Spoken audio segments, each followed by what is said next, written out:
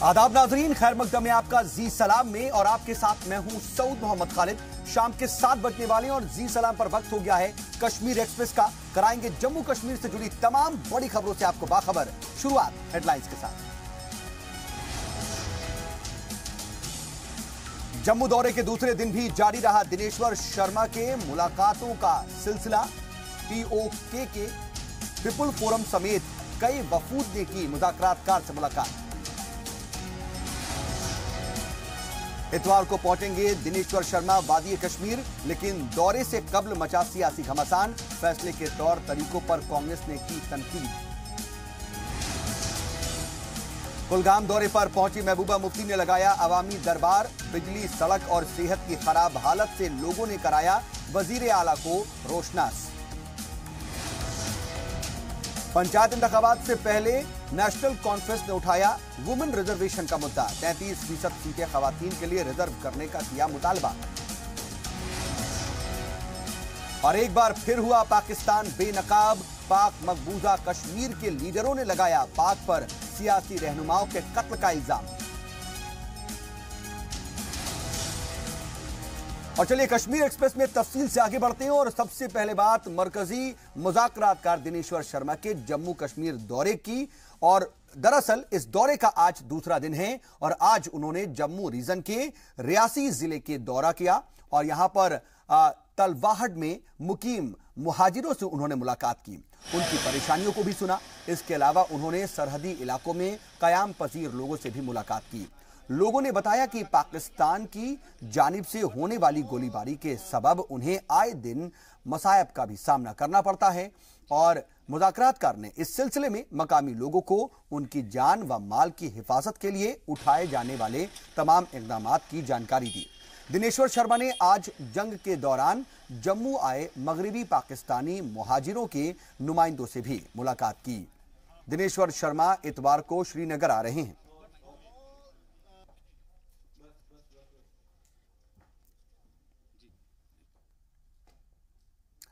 तो दौरे के दूसरे रोज आज जम्मू की मुख्तलिफ तंजीमों से वाबस्ता नुमाइंदों ने मुज़ाकरातकार दिनेश्वर शर्मा से मुलाकात की। मुलाकात करने वालों में जम्मू प्रोविंस पीपुल फोरम भी था।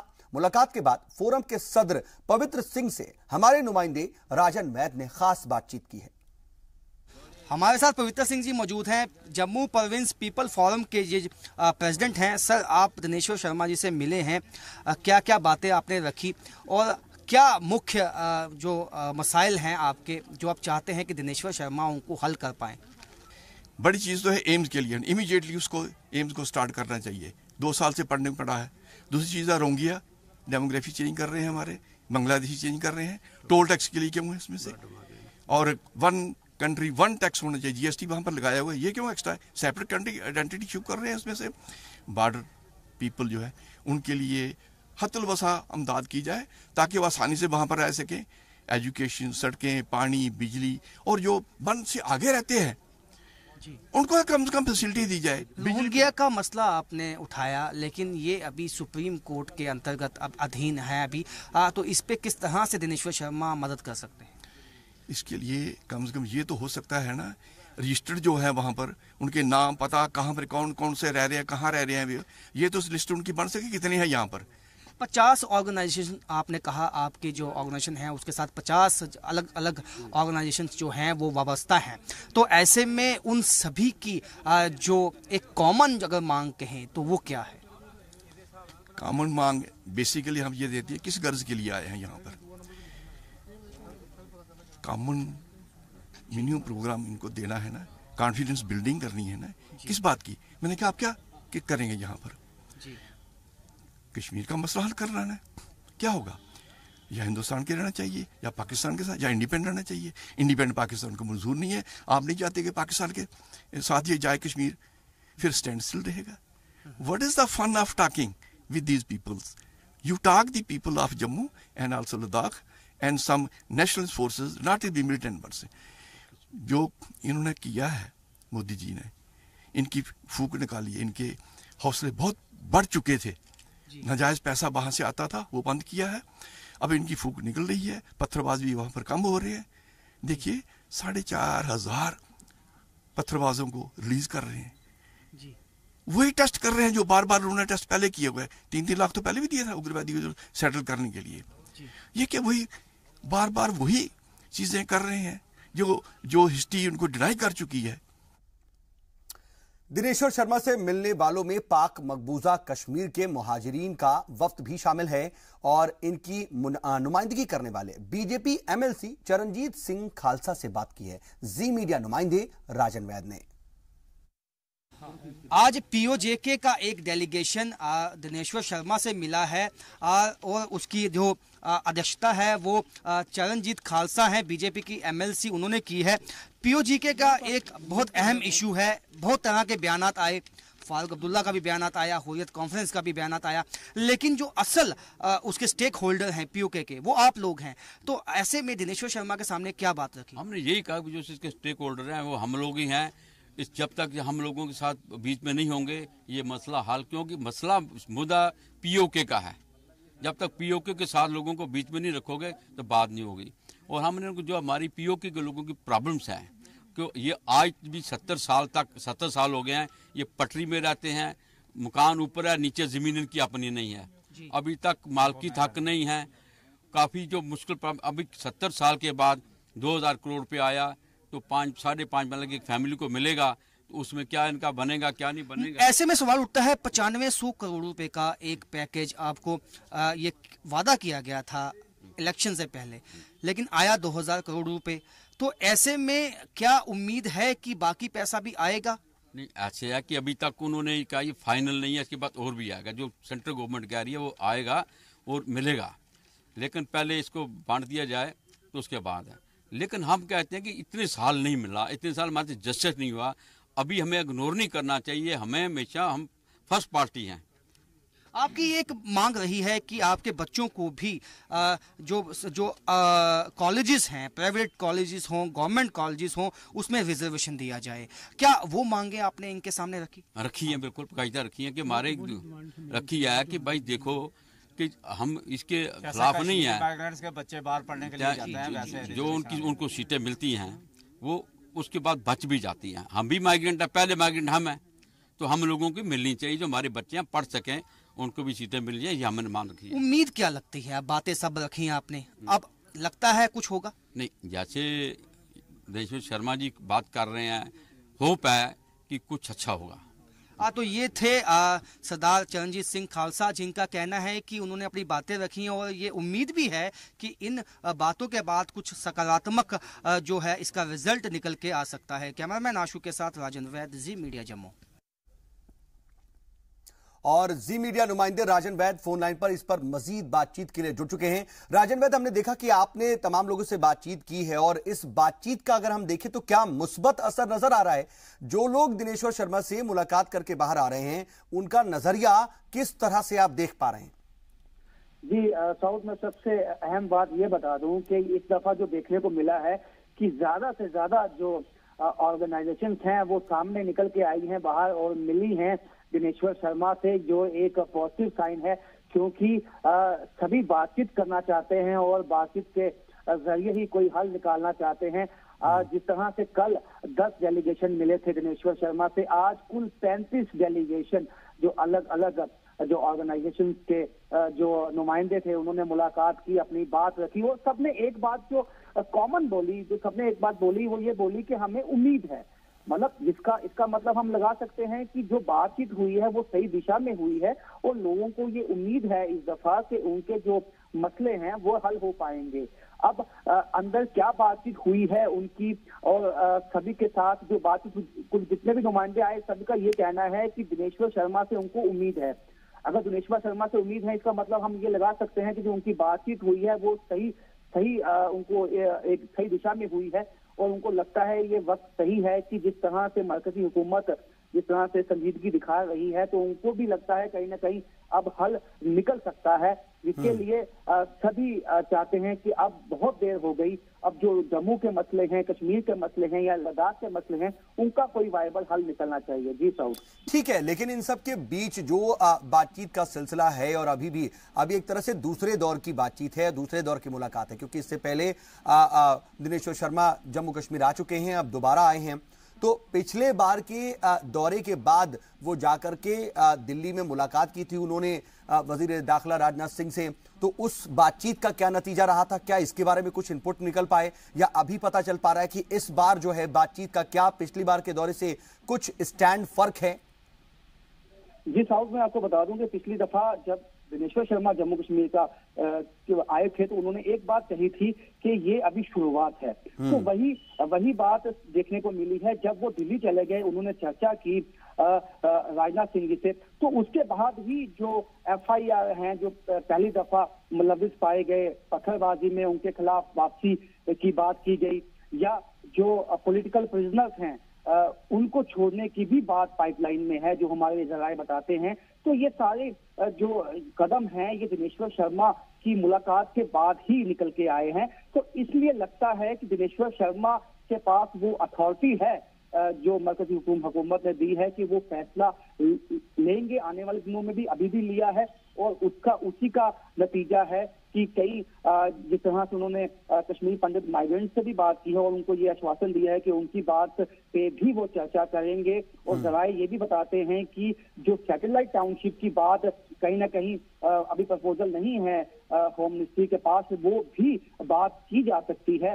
ये हम अपने जो सबको बता सकते हैं कि जो जराए हमारे हैं उनका ये कहना है कि जो सैटेलाइट टाउनशिप की बात भी उठाई जा सकती है जब वो दिल्ली जाएंगे। तो ये बहुत बड़ी खबर है कि कश्मीरी पंडितों की भी अब बात की जाएगी वहां जब दिल्ली जाएंगे। उसके साथ साथ जो POJ के रिफ्यूजी हैं उनका भी ये कहना है कि उनको ये आश्वासन दिया गया है कि उनकी बात की जाएगी, और जो उनका 2000 करोड़ का जो पैकेज आया है जब वो बांट दिया जाएगा, उसके बाद ये फुल एंड फाइनल नहीं है, इसके बाद भी जो पैसा है वो आएगा, क्योंकि ये पहले से उनके साथ वादा किया गया था कि 9500 करोड़ रुपए का पैकेज आना है उनका। तो कहीं ना कहीं सही दिशा में सही कदम उठाए गए हैं। ठीक है, ये अच्छी बात है कि सही सिमत में चीजें आगे बढ़ रही हैं, लेकिन कश्मीर के मुहाजिरीन ने जो उसका वक्फ मिला था और उनकी नुमाइंदगी करने वाले BJP MLC चरणजीत सिंह से आपने बातचीत भी की, तो क्या उन्होंने बताया कि उनकी बातचीत का मौकिफ क्या था? क्या वो बात लेके गए थे? क्या उनसे उनकी बात पर क्या रिएक्शन मिला? क्या वो तफसीलात दे रहे हैं या अभी तफसीलात देने से बच रहे हैं? जी देखिए, जो हमारी बात हुई है चरणजीत सिंह खालसा से, उन्होंने कहा कि जो उनका सबसे बड़ा मसला है कि उनके बच्चों को, जिस तरह से कश्मीरी पंडित जो माइग्रेंट्स हैं उनके बच्चों को कई बाहरी कॉलेजों में और स्टेट के कॉलेजेस में रिजर्वेशन है सीटों में, उसी तरह उनके बच्चों को भी दी जाए। और उनको प्रॉपर्टी के अभी हक नहीं दिए गए हैं, कईयों के जो है अभी उनको काफी परेशानी है इस मसले में। कुछ इस तरह की जो तकनीकी उनको कमियां हैं, जो जिस तरह से POK रिफ्यूजीज को जो उनके मूल हक हैं उनसे वंचित रखा गया है, तो उनसे बात हुई उनकी। और उनका ये कहना है कि जो रुख था दिनेश्वर शर्मा का वो सकारात्मक था, और उनका ये कहना था कि ये जो बातें हैं ये हम जरूर जो है दिल्ली में जाके चर्चा होगी इसके ऊपर, और सही कदम उठाया जाएगा और सबके साथ इंसाफ होगा, ऐसी उन्होंने जो उनका आश्वासन दिया अपना।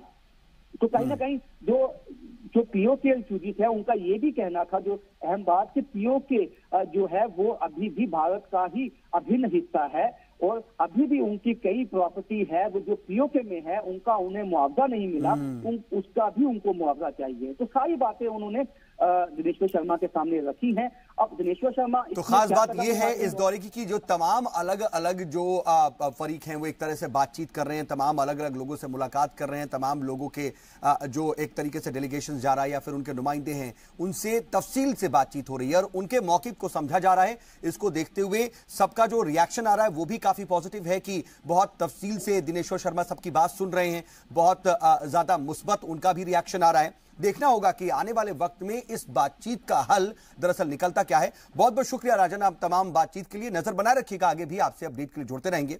बता दें कि इससे कबल दौरे की शुरुआत में ही दिनेश्वर शर्मा ने यह वाजे कर दिया था कि सियासी कैदियों की रिहाई नहीं होगी।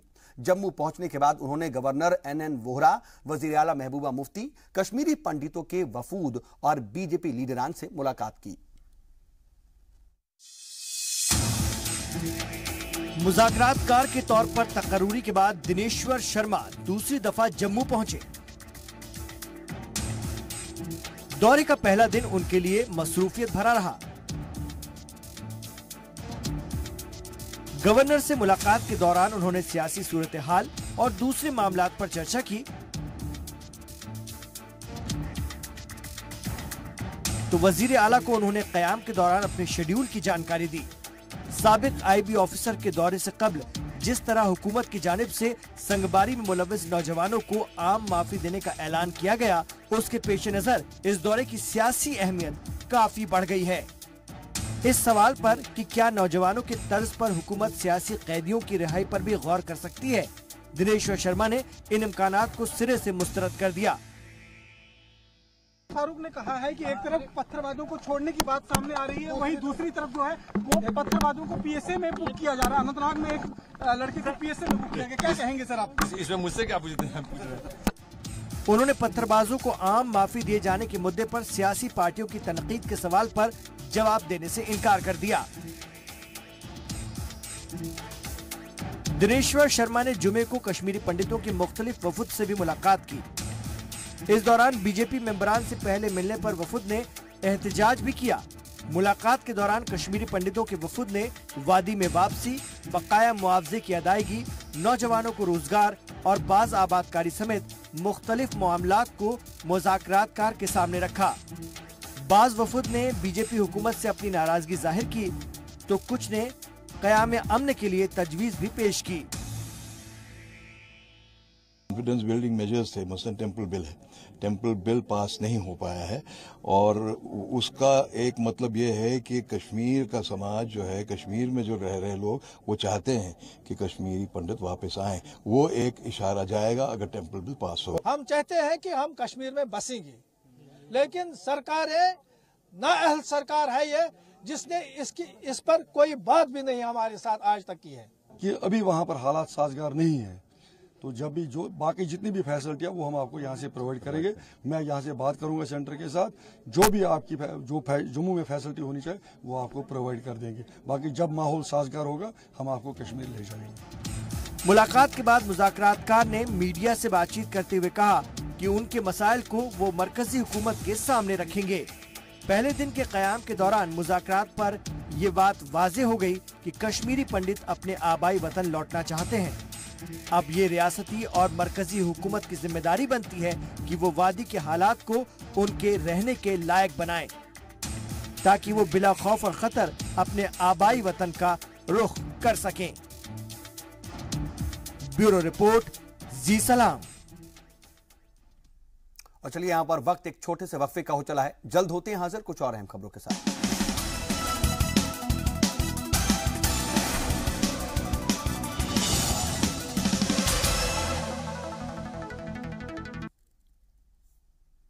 ब्रेक के बाद एक बार फिर से आपका इस्तकबाल है। खबरों के सिलसिले को आगे बढ़ाते हैं।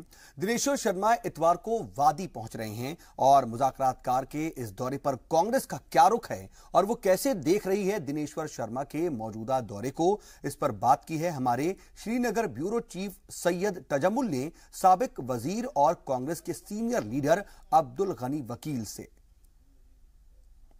और हमारे साथ पार्टी के सदर और साबिक रियासती वजीर अब्दुल गनी वकील साहब मौजूद हैं। वकील साहब बहुत बहुत शुक्रिया। बहुत बहुत शुक्रिया। वकील साहब, आज जम्मू कश्मीर में दिनेश्वर शर्मा की आमद दोबारा, आपका सियासी तजुर्बा क्या कहता है कि आज जो पहला दौरा था और आज के दौरे में कितना अंतर है? देखिए, मैं तो उनके हर दौरे की मैंने सराहना की है, आज भी मैं करता हूँ, लेकिन जहाँ तक आज जो मैंने सुना है कि वो सिटून पेल्टर्स की रहाई के बारे में यहाँ दौरा कर रहे हैं, लेकिन एक अजीब सी बात है। हालांकि सरकारें रहीं, बहुत सी सरकारें रहीं, ऐसे फैसले हमेशा स्टेट सरकार लिया करती थी, बल्कि हमारे दौर में ऐसे फैसले SSP लेवल लिए जा रहे थे। लेकिन आज हैरानी की बात है, ऐसे छोटे फैसले कैदियों को रहा करना मरकज़ से आदेश आ रहे हैं, और वो भी मुज़ाकरातकार जो दिनेश्वर शर्मा जी हिदायत लेकर आ रहे हैं और रहा करने की बात कर रहे हैं। ऐसा लग रहा है कि पॉपुलर गवर्नमेंट की जो अथॉरिटी है वो दिन ब दिन इरोड हो रही है। वकील साहब, आप चूँकि रियासती वजीर भी रहे, समाजी बहबूद के आपने अपने फ़राइज़ अंजाम दिए अपनी सरकार में, उस वक्त की जो भी इक़्तिदार में थे, कोई मिसाल देंगे कि जो कदम आपने उठाया था? भाई इस वक्त भी बहुत से ऐसे इकदाम हुए, बहुत से मुख्तलिफ मौकों पर कोलिशन सरकार जो हमारी मैं कह रहा हूँ स्टोन पेल्टर्स को लेकर तब भी सरकार जब थी, चाहे हम उमर साहब के साथ थे या इस तरीके से मुफ्ती साहब के साथ भी थे, कभी ऐसे वाक़ात हो रहे थे, कभी एजिटेशंस हो रहे थे, स्टोन पेल्टर्स भी होते थे। मतलब अगर इतनी तादाद में नहीं होते थे मगर होते थे, मगर अनलॉफुल सिचुएशन बन जाती थी। तो उस वक्त इतना हमने कभी नहीं देखा कि तो आज़ाद साहब तो सरकारी छोड़कर चले गए, कौन से इकदाम उठाए? मुफ्ती साहब पीडीपी ने दामन छोड़ा। ने उस वक्त ऐसे फैसले लिए, आपको अगर याद होगा कि एक वक्त कस्टोडियल डेथ के सिलसिले में उन्होंने एसएसपी को गिरफ्तार किया और मुझे लग रहा है परिहार जी को, और मुझे लग रहा है 10-12 साल के बाद। ठीक है, वज़ीर आला के हद इख्तियार में है, लेकिन जो दिनेश्वर शर्मा का आज का दौरा है, आप क्या सजेस्ट करेंगे कि और क्या कुछ जो भी हो? नहीं, मैं कहता हूँ देर आए दुरुस्त आए। अगर मरकजी सरकार जो है, अगर उनमें सिंसियरिटी हो, खुलूस हो, तो मसले तो बातचीत के जरिए हल होंगे। लेकिन जिस तरीके से आज देखने में आए हैं, देखिए वो ज़्यादातर फोकस कर रहे हैं मेन स्ट्रीम पॉलिटिशियंस को। कई दहाइयों से मेन स्ट्रीम पॉलिटिशियंस मिलते आए हैं, हासिल क्या हुआ? बल्कि आप पिछले 2 साल से मेन स्ट्रीम पॉलिटिशियंस, अभी तो साउथ कश्मीर में स्टोन पेल्टर्स, यूथ्स, बाकी लोग जो हैं उनसे मिलना चाहते हैं। मैं कहता हूँ हर एक से मिलना चाहना चाहिए, लेकिन असली जब अगर मसला हल करना चाहते हैं, आई मीन द प्रॉब्लम, तो प्रॉब्लम के सिलसिले में आपको दूसरे लोगों से भी मिलना चाहिए, खासकर हुर्रियत कॉन्फ्रेंस की। तो आप क्यों नहीं मिल पाए अभी तक? आप तो दिनेश्वर शर्मा पे छोड़ रहे हैं, आप तो मिनिस्टर रहे हैं, आप एमएलसी रहे हैं, आप लीडर रहे हैं कांग्रेस के, तकरीबन आप वाइस प्रेसिडेंट के ओहदे तक भी पहुंचे थे जम्मू कश्मीर स्टेट। आप क्यों नहीं मिल पाए? दिनेश्वर जी मिल पाए? देखिए, मिलना तो ये इस तरह हमारा मिलना नहीं है, हम भिखारी नहीं है यहाँ हाथ जोड़ कर जाएंगे। तो वो क्यों जाएंगे? वो जब तक न सवाल है वो हमें दावत करें, किसी को भी दावत। नहीं, मैं कह रहा हूँ कि आपने हुर्रियत के साथ क्या ट्रैक अभी तक बना रखा जो दिनेश्वर जी जाएंगे? देखिए, जब उस वक्त का हालात था, मैं यही कहता हूँ आपको, मैं उसमें भी मेरी राय से उस सिस्टम से मेरा इख्तिलाफ राय था। हालांकि मैं वर्किंग ग्रुप्स में नुमाइंदगी भी कर रहा था, और मैंने हिंदुस्तान की नुमाइंदगी पाकिस्तान में भी की, कोलंबो में की, कश्मीर मसले के यहाँ हवाले से बातचीत में। लेकिन उस वक्त जो मरकजी सरकार का जो तरीका रहा, जिसमें मुझे इख्तिलाफ रहा, कि वो वर्किंग ग्रुप्स और मुज़ाकरातकारों के जो रिपोर्ट्स है वो रिजी की टोकरी में कांग्रेस ने डाल दिए। ये थे अब्दुल गनी वकील साहब, रियासत के साबिक वजीर और जम्मू कश्मीर महज बचाव के सरबराह हैं, जिनके साथ गुलचरण सिंह चाड़क, साबिक रियासती वजीर, member legislative council Saeed Mohammad Rafiq Shah का भी साथ है। लेकिन उनका मानना है कि दिनेश्वर शर्मा का ये जो दौरा है, कुछ नकूश छोड़े, कुछ इस तरह की सीरियस प्रॉब्लम्स जो है उन पर वर्कआउट करने की ज़रूरत है। अब देखना यह होगा कि मरकजी सरकार ने गुज़श्ता कई दहाइयों से मेन स्ट्रीम पर जितना इन्वेस्ट किया, दिनेश्वर शर्मा को उसका कितना लाड और कितना प्यार मिलता है। फारूक वानी और अशरफ वानी के साथ से तजम्मुल, जी मीडिया, श्रीनगर, कश्मीर। इधर संगबारी में मुलव्विस नौजवानों को आम माफी देने के हुकूमती ऐलान के बाद पुलिस उन अफराद की फेहरिस्त तैयार करने में जुट गई है जिन पर पत्थरबाजी का इल्जाम है, क्योंकि अभी तक इस इल्जाम में कितने नौजवानों को गिरफ्तार किया गया है, पुलिस इंतजामिया के पास इसका कोई सरकारी आदाद और शुमार नहीं है। जराये के मुताबिक इस सिलसिले में पुलिस 3 से 4 हजार के दरमियान मामलात का जायजा ले रही है। गुज़िश्ता साल शुरू हुए एहतजाज के बाद संगबारी और हिंद मुखालिफ नारेबाजी के पादाश में 8,000 से ज्यादा लोगों को गिरफ्तार किया गया। ताहम मामूली नवायत और इल्जामात में मुलव्विस नौजवानों के खिलाफ भी केसों के इंदराज नहीं किया गया। खबरों के मुताबिक इनमें से 550 के खिलाफ PSA एक्ट आयद किया गया है। गुज़िश्ता बरस अक्टूबर तक जनूबी कश्मीर से 1,821, वस्ती कश्मीर से 1700 और शुमाली कश्मीर से 1,130 नौजवानों को गिरफ्तार किया गया था। वाज़ेह हो कि गुज़िश्ता बजट सेशन के दौरान वज़ीर आला महबूबा मुफ्ती ने असेंबली को 8,587 अफराद की गिरफ्तारी की इत्तला दी थी, जिसमें जनवरी 2017 तक 8,473 अफराद को रिहा किया जा चुका था।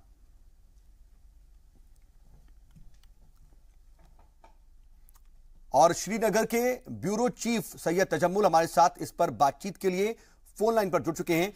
तजम्मुल, आपसे जानना चाहेंगे कि ये जो एक स्टैंड आ रहा है कि जो पत्थरबाजों को छोड़ा जाएगा, इसको लेकर के वादी में किस तरीके के एक तरह से किस तरह की रिएक्शंस आ रहे हैं और किस तरह के हालात देखने को मिल रहे हैं?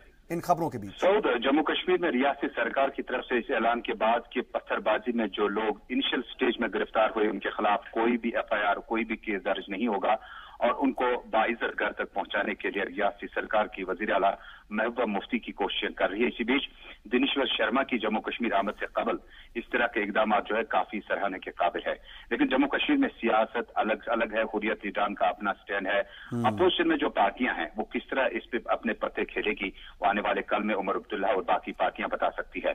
लेकिन जमीनी सतह पर हुर्रियत का भी रिएक्शन आया और उन्होंने साफ तौर पर कहा कि गिरफ्तार की नौबत न आए, बच्चों को रिहाई का इस तरह का मौका न मिले, तमाम सियासी लीडरान की नजरबंदी जो है उनको रिहा किया जाना चाहिए। लेकिन जमीनी सतह पर जो बच्चे जिनके हाथ में किताबों के बस्ते होने चाहिए थे उनको पुलिस थानों में बंद करके मुझे लगता है कि एक मैसेज जाता है कि सब कुछ कश्मीर में ठीक ठाक नहीं है। लेकिन मरकजी मुज़ाकरातकार की आमद के साथ रियासती वज़ीर आला के इस ऐलान के बाद एक तबका ऐसा भी है जो बच्चे गलतफहमी से इस शिकंजे में आए थे, उसके बाद गिरफ्तारियां हुई, उनके खिलाफ FIR तक दर्ज किए गए थे। मुझे लगता है कि वालिदैन का आज की रियासती वज़ीर आला की जो अपील है बरवक्त है, सही है और इसका भरपूर फायदा उठाया जाए। जी, लेकिन इन सब के बीच हुर्रियत का जो स्टैंड सामने आता है, क्योंकि अभी मुज़ाकरातकार दिनेश्वर शर्मा ने यह साफ कर दिया कि जो सियासी कैदी हैं उन्हें नहीं छोड़ा जाएगा। तो इसको लेकर के अगर हम हुर्रियत का स्टैंड देखें तो इससे पहले मुज़ाकरातकार के दौरे का भी वो मुखालिफत कर रहे हैं, अपनी मांगे वो रख रहे हैं बाकायदा। अब जब दो चीजें एकदम साफ हो गई हैं कि पत्थरबाजू में जो मुलविस नौजवान हैं, जो बच्चे हैं, जो गुमराही के सबब चले गए हों, उन पर कोई केस नहीं होगा, लेकिन सियासी कैदियों को नहीं छोड़ा जाएगा। इसके सबब क्या कुछ हालात इस वक्त वादी में और किस तरह की बातचीत आप देख रहे हैं?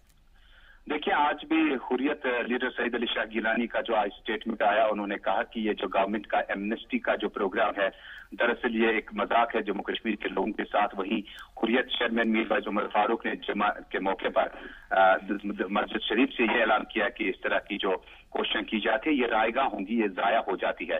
दरअसल हुर्रियत इस बात को क्लियर करना चाहती है उनके जो सियासी कैदी हैं, जिनमें डॉक्टर कासिम फख्तू, जिनमें मसरत आलम भट्ट, जिनमें बाकी लोग हैं जिनकी गिरफ्तारी को लेकर रियासत सरकार में कई बार एहतजाज भी हुए, लेकिन उसके बाद पब्लिक सेफ एक्ट जो है उनके काश नहीं हो सके और रियासती हाई कोर्ट और लोअर कोर्ट की तरफ से रिहाई के हुक्म मिलने के बावजूद भी उन्हें बंद किया गया। और हुर्रियत का साफ स्टैंड है कि बच्चों की रिहाई का आज का ये जो मामला है ये कोई नया नहीं, बल्कि 2008 में भी इस तरह के उमर अब्दुल्ला के दौर में कोशिश की गई कि बच्चों को माफ किया जाएगा, लेकिन अमली तौर पर इसको प्रैक्टिस ग्राउंड पे नहीं किया गया। इसलिए हुर्रियत साफ तौर पर कहते हैं कि उनके सियासी लीडरान जो भी नजरबंद है या जो भी मुख्तलिफ जेलों में पब्लिक सेफ्टी के तहत बंद है उनकी रिहाई मुमकिन की जाए, तब जाके एक माहौल बनाया जा सकता है और आगे बढ़ा जा सकता है। हुर्रियत का जो स्टैंड सामने आ रहा है, कहीं ना कहीं जो तमाम कवायद है उसको कहीं ना कहीं एक तरह से रोकने की, तोड़ने की कोशिश है और देखना होगा कि आने वाले वक्त में किस तरीके से इससे निपटा जा सकता है और मुज़ाकरातकार इसको किस तरीके से लेते हैं। आप नजर बनाए रखिएगा, हम आगे भी आपसे अपडेट के लिए जुड़ेंगे।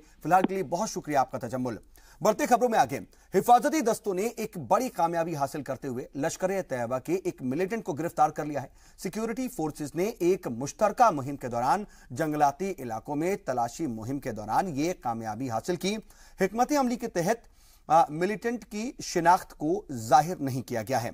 आर्मी जराये के मुताबिक मिलिटेंट से मजीद पूछताछ की जा रही है। वाज़ेह हो कि इसी इलाके में तसादुम के दौरान मंगल के रोज सिक्योरिटी फोर्स ने 3 मिलिटेंट को हलाक किया था।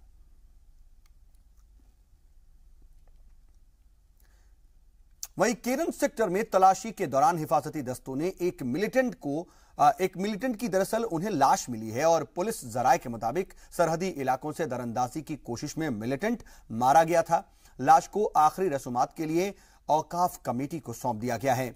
जहां से लाश मिली वहां से पुलिस ने एक AK-47 ग्रेनेड और बड़ी मिकदार में कारतूस बरामद किए हैं। वाज़ेह हो कि मुकाबले के दौरान एक जवान भी शहीद हुआ था।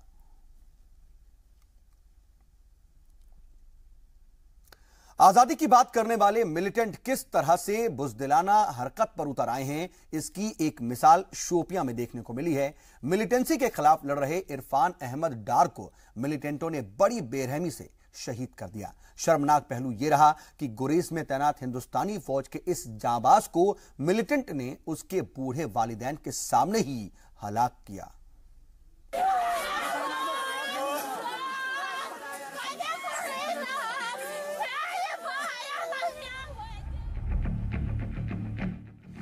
दहशत गर्द हों या मिलिटेंट या दहशत के आका, लगातार नापाक हरकतों में नाकामी मिलने से बौखला गए हैं, या फिर जो ये कर रहे हैं इसे डर का नाम देना चाहिए? अपने मंसूबों में नाकामयाब होने का डर, या लोगों को इनकी हकीकत पता ना चल जाए इस बात का डर, या फिर खोते वजूद का डर? क्या कहें इसे, क्योंकि हिंदुस्तानी फौज के ऑपरेशन ऑल आउट से मिलिटेंट से लेकर के बारूद के आका, दहशत के पुजारी सब डरे हुए हैं, सब बौखला गए हैं। और अपनी बौखलाहट में ना तो मुल्क का मुस्तकबिल लिखने वाले बच्चे दिखते हैं, ना बूढ़े माँ बाप के नौजवान बेटे को देखते हैं, ना ही बच्चों के सिर पर बाप का साया देखते हैं, ना माँ देखते हैं ना बेटी। इन्हें सिर्फ खुद से मतलब है, सिर्फ दहशत फैलाने से मतलब है। उनके रगों में खून नहीं, दहशत का पानी दौड़ता है। जुनूबी कश्मीर के शोपियां जिले में एक बाप के बुढ़ापे का सहारा छीन लिया इन दहशत के पुजारियों ने। माँ की आंखों के तारे को मौत की नींद सुला दिया इन बारूद के आकाओं ने। शोपियां जिले में शादी की खुशी में शामिल होने आए इरफान अहमद डार का क्या कसूर था, उन्हें नहीं पता। उनकी किस्मत में मौत क्यों लिख दी गई, उन्हें नहीं मालूम। इरफान अहमद डार वो शख्स नहीं है जिससे मिलिटेंट या दहशतगर्द को डर लगता है। डर सिर्फ उन्हें उन सब लोगों से लगता है जो इनकी बुराइयों और नफरत के रास्तों को छोड़कर कामयाबी के रास्ते की जानिब कदम बढ़ाते हैं। इन्हें बर्दाश्त नहीं होता कि कोई इनकी जद से बाहर होकर अपने फैसले खुद ले। ये हुकूमत चाहते हैं सबकी, दहशत की।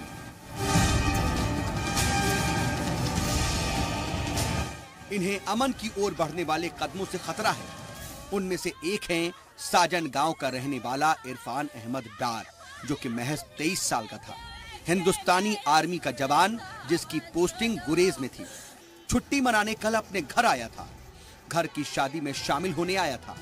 लेकिन कामयाब और बढ़ते कदम मिलिटेंटों और दहशतगर्दों के आकाओं के लिए खतरा है, इसीलिए उन्हें अगवा कर कत्ल कर दिया गया। और इरफान की लाश शोपियां जिले के बुथमुल्ला गांव के कीगाम से मिली। दहशत के हाथ कांपते नहीं, क्योंकि उन्हें खुशी मिलती है। आर्मी ने पूरे इलाके की घेराबंदी कर दी है और मामले की तहकीकात में जुट गई है। जुनूबी कश्मीर में आर्मी के जवान को अगवा कर उसका कत्ल करने का यह दूसरा मामला है।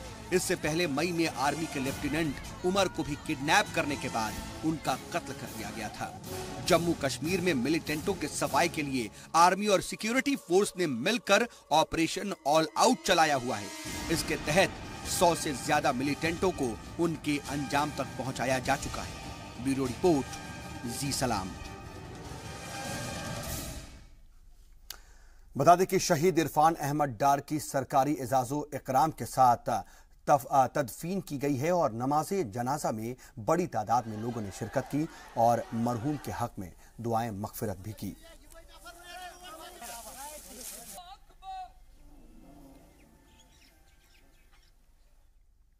और हंदवाड़ा से खबर, जहां के जगरपोरा इलाके में आर्मी और पुलिस के जरिए सर्च ऑपरेशन चलाया जा रहा है। इलाके में आर्मी के जवानों को मिलिटेंटों की मौजूदगी की खबर के चलते ये मुहिम चलाई जा रही है। ऑपरेशन में आर्मी की नेशनल राइफल्स और जम्मू कश्मीर पुलिस की एसओजी और सीआरपीएफ के जवानों ने कई घर जाकर के तलाशी ली और इलाके में नाकाबंदी कर दी गई है।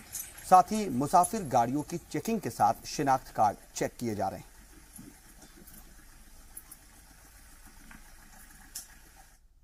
जम्मू कश्मीर के director general of police SP Vaid ने डीमोनेटाइजेशन को दहशतगर्दी के खिलाफ एक कारगर हथियार बताया। एक तकरीब के दौरान डीजीपी ने कहा कि इसके सबब रियासत में पत्थरबाजी के वाकयात में काफी कमी आई। उन्होंने ये कहा कि डीमोनेटाइजेशन की वजह से न सिर्फ पत्थरबाजी के वाकयात में 90% तक कमी आई, बल्कि इससे हवाला, जाली करेंसी और मिलिटेंसी को भी रोकने में काफी मदद मिली है।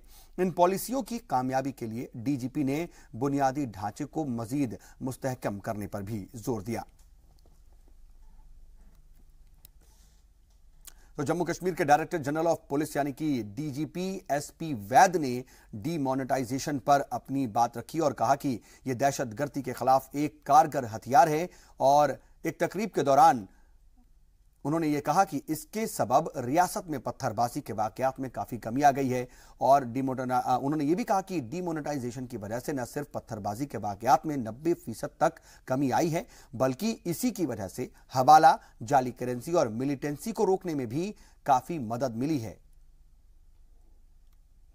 तो अपने आप में ये बड़ा बयान माना जा रहा है, क्योंकि डीमोनेटाइजेशन की वजह से बार बार हस्ब इख्तलाफ और अपोजिशन कई तरह के सवालात खड़े करता है और कहता है कि यह तमाम लोगों को परेशानी में डालने वाला था, लेकिन इसके असर किस तरीके से दहशतगर्दी पर पड़े हैं और किस तरीके से मिलिटेंसी को रोकने का एक कारगर जरिया यह बना है, डीजीपी एसपी वैद ने कम से कम यह बताने की कोशिश की और उन लोगों को कम से कम चुप कराने की कोशिश की कि जो लोग डीमोनेटाइजेशन को लेकर के सवाल खड़े करते हैं वो इन वाकयात पर भी गौर करें कि किस तरीके से वादी कश्मीर में हालात इसकी वजह से बहुत हद तक बदले हैं।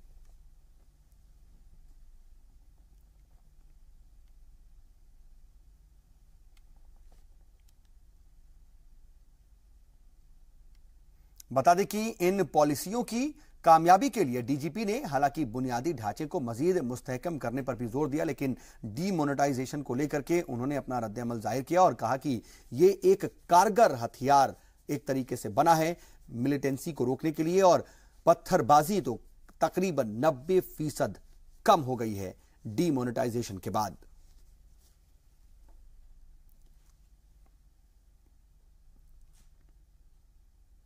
और इधर पाक मकबूजा कश्मीर में पाकिस्तानी हुकूमत और पाक मीडिया के प्रोपेगेंडा की कलई खुलने लगी है। यहां पर रहने वाले लोग बेबाक तरीके से हुकूमत और फौज के जुल्म व सितम के खिलाफ आवाज उठाने लगे हैं। बैनुल अक़वामी सतह पर पाक मकबूजा कश्मीर को लेकर के एहतजाज हो रहे हैं और आलमी बिरादरी भी इसका नोटिस ले रहा है। पीओके लीडर तौकीर गिलानी पाक हुक्मरानों को आईना दिखाते हुए ये कह रहे हैं कि पीओके पर पाकिस्तान का दावा झूठ पर मबनी है। उन्होंने ये कहा कि दहशतगर्द तंजीमों का आका पाकिस्तान कश्मीर के इत्तेहाद और यकजहती की बात करने वाले लीडरों का कातिल है। हालांकि वीडियो की क्वालिटी थोड़ी खराब है, लेकिन आपको हम वो वीडियो सुनाते हैं। कौन से कायदे में, कौन से मुआहदे में, कौन सी करारदाद में, कौन सी तकसीम के प्लान में ये लिखा हुआ है कि ये तकमील पाकिस्तान की जंग है? ये इशारा है, किसी मुआहदे में ये नहीं लिखा हुआ है। ये टोटल बकवास है। टीवी पे आके कहते हैं कश्मीरी नमक हराम है। हम तो 20 रुपए किलो दे के 20 रुपए दे के तुम्हारा नमक खरीदते हैं जिसको दुनिया में कोई नहीं खरीदता।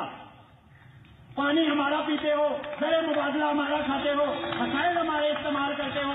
तुम्हारे तो जलसों को भी हिफाजत के लिए आजाद कश्मीर पुलिस जाकर जो है वो पिंडी में और लाहौर में जाके वो हिफाजत करती है तुम्हारी इमारतों की जब तुम्हारे जलसे होते हैं, और कश्मीरी तुम्हारा खाते हैं।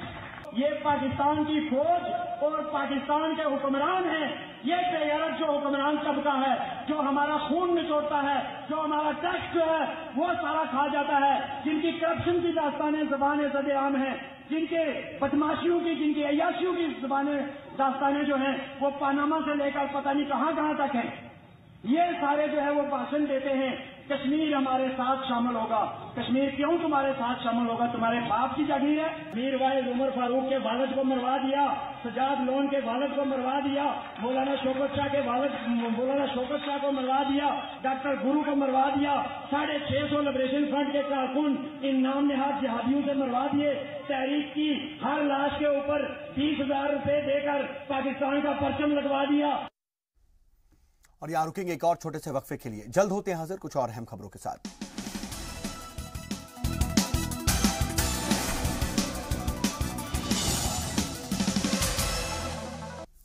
ब्रेक के बाद एक बार फिर से आपका इस्तकबाल है। खबरों के सिलसिले को आगे बढ़ाते हैं। अनंतनाग से खबर, जहां पर अनंतनाग पार्लिमानी हल्के के जिमनी इंतखाब के सिलसिले में जम्मू कश्मीर हाई कोर्ट ने मरकजी वजारत दाखिला को 2 हफ्ते के अंदर जवाब देने को कहा है। मफाद अम्मा की अपील पर सुनवाई करते हुए अदालत आलिया ने यह हुक्म दिया। वाज़ेह हो कि गुज़िश्ता साल वज़ीर आला महबूबा मुफ्ती के इस्तीफे के बाद से ही ये सीट खाली चल रही है और इस सीट पर गुज़िश्ता 12 अप्रैल को ज़िमनी इंतखाब होना था। लेकिन श्रीनगर लोकसभा इंतखाब के दौरान हुए तशद्दुद के पेश नजर इलेक्शन कमीशन ने इसे 1 महीने के लिए मुलतवी कर दिया था। जनूबी कश्मीर के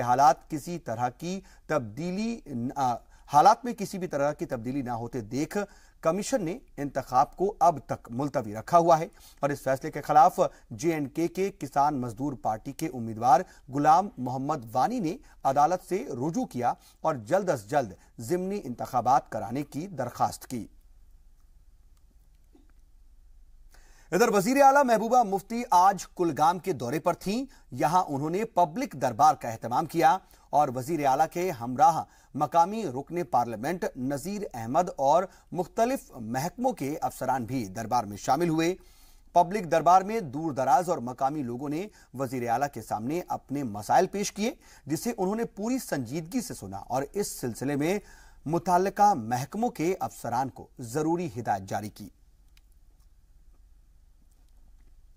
और पब्लिक दरबार के अलावा वजीर आला ने मुख्तलिफ वफूद से भी आज मुलाकात की और कुलगाम रेस्ट हाउस में हुई इस मुलाकात के दौरान वफूद ने जिले में सड़कों और महकमा सेहत की जमीनी हकीकत से वजीर आला को रोशनास कराया। जिले की अलग अलग तहसीलों से आए लोगों ने सरहदी इलाकों में रहने वाले लोगों की हिफाजत, राशन की फराहमी का भी मसला उठाया। वजीर आला ने इनके मसाइल को तरजीही बुनियाद पर हल करने की यकीन दहानी कराई। वजीर आला को इस दौरे में नाराज लोगों के गुस्से का भी सामना करना पड़ा। हिज़्ब इख्तिलाफ के लीडरान ने वजीर आला से मुलाकात के लिए ज्यादा वक्त न दिए जाने पर नाराजगी जाहिर की। MLA देवसर मोहम्मद अमीन भट्ट ने मीडिया से मुखातिब होते हुए यह कहा कि रियासती हुकूमत आवाम की शिकायतों को दूर करने में नाकाम रही है। मेडिकल कॉलेज अनंतनाग में किसने दिया? गुलाम नबी आजाद नहीं दिया है। इन्होंने क्या दिया? तहसील दिवसर में गुलाम नबी आजाद नहीं दिया। दमाल हांजीपोरा में। आपके कहने का मतलब है कि ये हुकूमत पूरी तरह फेल है? पूरी तरह 100% ये हुकूमत फेल है। कम से कम आज हमें होना चाहिए यहाँ पावर तो है नहीं। भट्ट साहब आप ये कह रहे हैं कि आज फिर मुतमईन नहीं है इस आवामी? मैं मुतमईन तब होगा जब प्लानिंग से ऑर्डर निकलेगा कि मोहम्मद अमीन भट्ट ने 10 डिमांड्स कही, 9 तो हमने माना है।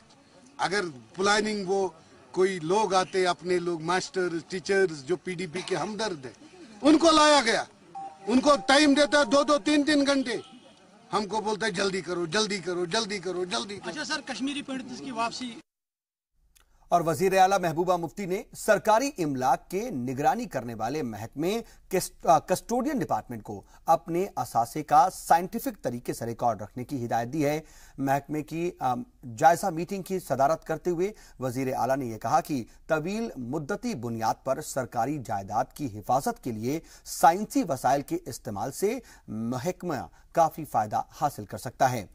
उन्होंने अफसरान को मशवरा दिया कि कम्युनिटी हॉल, शादी घर और आवाम के इस्तेमाल में आने वाली दीगर चीजों के रखरखाव को तरजीही बुनियाद पर रखें।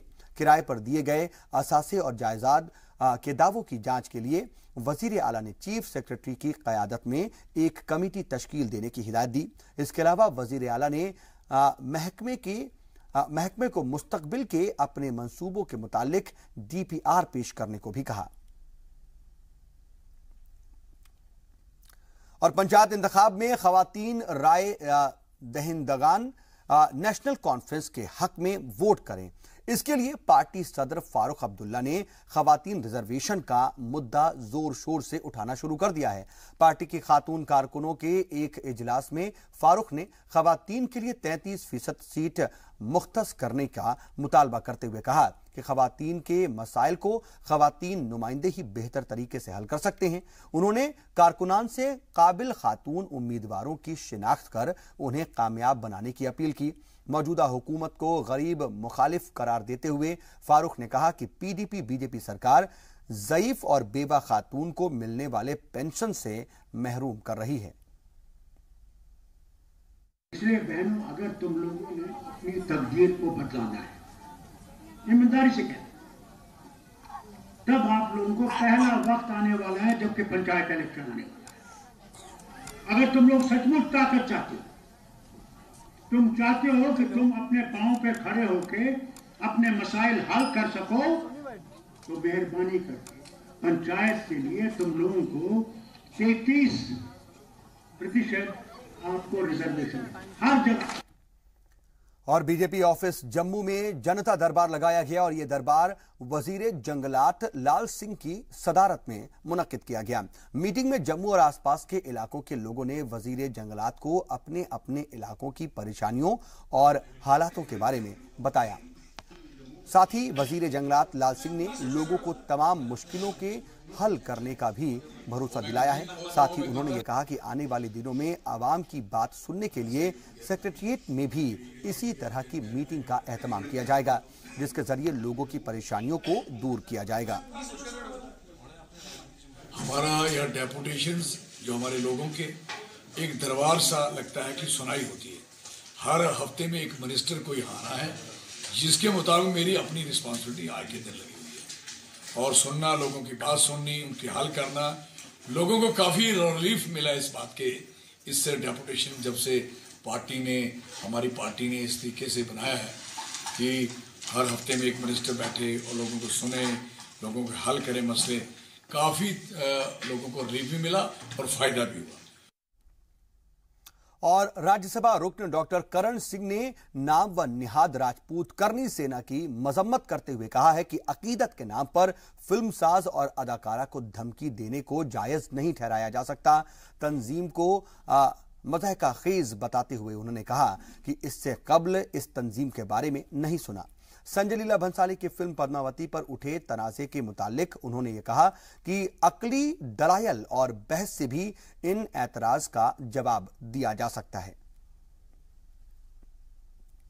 इधर जम्मू में बीजेपी की खवातीन विंग की डिस्ट्रिक्ट कमेटी ने एक रोजा मीटिंग का एहतमाम किया। यह मीटिंग बीजेपी ऑफिस में मुनक्किद हुई और इसमें रियासती वजीर सयाह प्रिया सेठी, स्पीकर कविंद्र गुप्ता समेत खवातीन विंग के कई अफसरान और कारकुन मौजूद रहे, जिन्होंने कई अहम मसलों पर चर्चा की और खवातीन विंग के जरिए किए गए कामों का ब्यौरा भी रखा गया। साथ ही खवातीन विंग के कारकुनों को पार्टी के मफाद में काम करने और लोगों तक हुकूमत के मंसूबों को पहुंचाने की अपील की गई। भारतीय जनता पार्टी संगठन में ये कार्यक्रम नहीं, इस प्रकार की कार्यकारिणी हर 3 महीने बाद होती है। सबसे पहले राष्ट्रीय कार्यकारिणी, हमारी राज्य की कार्यकारिणी होती है, उसके बाद जिलाओं की कार्यकारिणी होती है। चाहे वो महिलाओं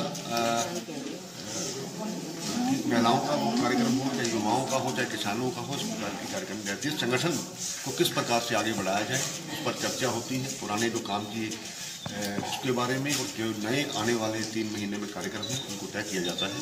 मैं मुबारकबाद देता हूँ जम्मू जिला जिसकी अध्यक्षा हमारे रेखा जी हैं और यहाँ पर हमारी स्टेट की MOS और हमारी उपाध्यक्ष मंत्री सभी यहाँ पर उपस्थित हैं। तो जो भी कार्यक्रम मिलेंगे जो पार्टी के हित में हो, इस प्रकार की हमारी एक योजना है।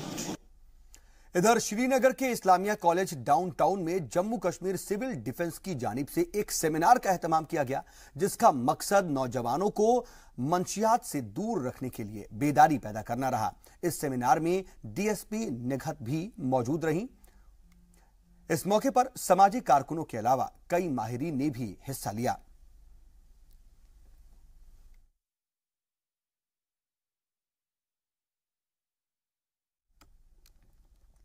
इधर श्रीनगर के ईदगाह इलाके का गंदरपोरा बुनियादी सहूलतों से महरूम है। यहां पर लोग सिर्फ पानी से ही महरूम नहीं है, बल्कि यहां के ड्रेनेज भी पानी के निकलने को लेकर के खस्ताहाली का शिकार हैं और यहां पर पीने के लिए पानी की किल्लत तो है ही, साथ में कुछ बूंद पानी बरसने पर भी उसे निकालना सबसे बड़ा मसला बन जाता है, जिसकी वजह से कई मकानों की हालत बेहद खस्ता हो चुकी है, क्योंकि जमा हुआ पानी घरों के अंदर तक घुस जाता है, जिसको लेकर के लोगों ने हुकूमत से मुतालबा भी किया कि इस मुश्किलात का जल्द से जल्द हल भी निकाला जाए।